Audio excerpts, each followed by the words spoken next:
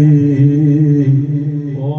നബിയേ, തങ്ങൾ ബാപ്പയാണോ അതല്ല ഉമ്മയാണോ? ഒരു ബാപ്പയിലും ഉമ്മയിലും തങ്ങളെ പോലെ റഹ്മത്തുള്ള ഒരാളെ കാണാൻ പറ്റിയിട്ടില്ല.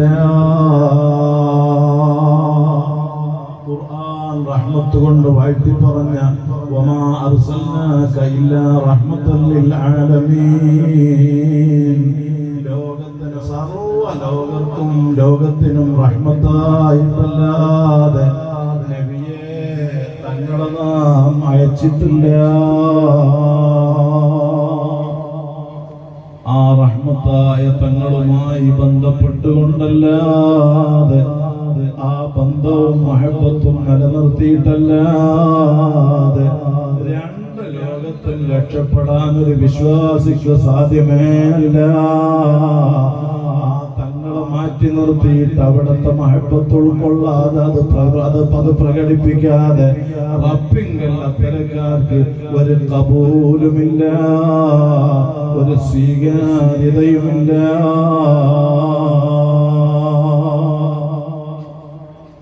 മഹാന്മാരായ സുഹാബി റസൂലുള്ളാഹി സ്വല്ലല്ലാഹു അലൈഹി വസല്ലം തങ്ങൾ ആ നിലക്ക് കണ്ടവരാണ്. തങ്ങളുമായി ബന്ധപ്പെട്ട മുഴുവൻ കാര്യങ്ങൾക്കും വലിയ മഹത്വമാണ്. അതുകൊണ്ടാണ് മഹാന്മാരായ അയിമ്മത്ത് പറഞ്ഞു, ഈ ലോകത്ത് ഏറ്റവും കൂടുതൽ ശറഫുള്ളത് എവിടെയാണ്? ഈ ലോകത്തിപ്പോൾ ഏറ്റവും കൂടുതൽ ശറഫുള്ള മഖാം എവിടെയാണ്?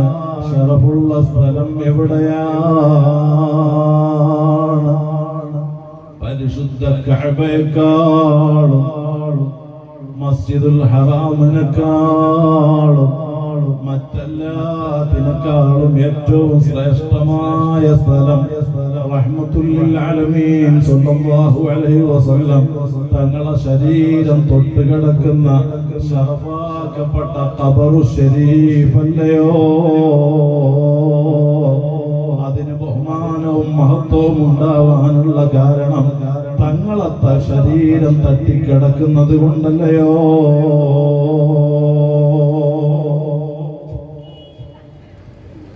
ആ ഖബർ ശരീഫിന്റെ ചാരെ ഒരുപാട് തവണ ചെന്ന്, ഇന്ന് വെള്ളിയാഴ്ച രാത്രിയാണ്,